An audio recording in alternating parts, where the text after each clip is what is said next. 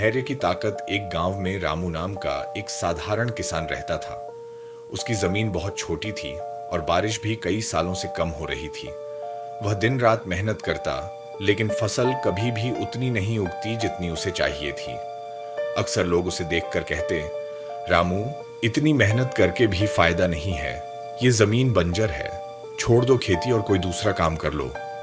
लेकिन रामू हर बार मुस्कुराकर कहता, अगर बीज बोने के बाद मैं धैर्य नहीं रखूंगा तो फसल कैसे उगेगी। मेहनत और धैर्य ही मेरा असली सहारा है।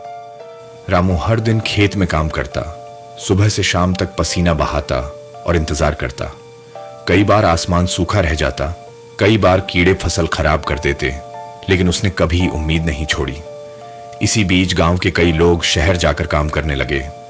उन्होंने रामू से कहा, तू भी चल हमारे साथ, यहां कुछ नहीं रखा। पर रामू का जवाब हमेशा एक ही था, धैर्य रखने वाले को देर से ही सही, लेकिन फल जरूर मिलता है। समय बीतता गया। एक साल ऐसा आया जब अचानक से अच्छी बारिश हुई। रामू ने पहले से ही अपनी जमीन को तैयार कर रखा था। उसने बोए हुए बीज पानी पाकर खूब बढ़ने लगे। जहां बाकी लोग तैयार नहीं थे, वहीं रामू का खेत हरियाली से भर गया।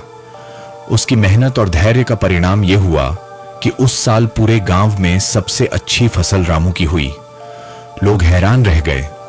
जिन लोगों ने उसका मजाक उड़ाया था, वही लोग अब उससे सीखने आने लगे।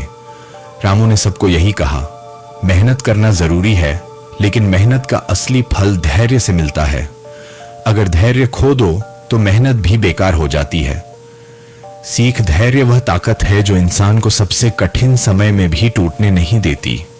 जैसे बीज को फल बनने में समय लगता है, वैसे ही हमारी मेहनत का फल भी तभी मिलता है जब हम धैर्य बनाए रखें।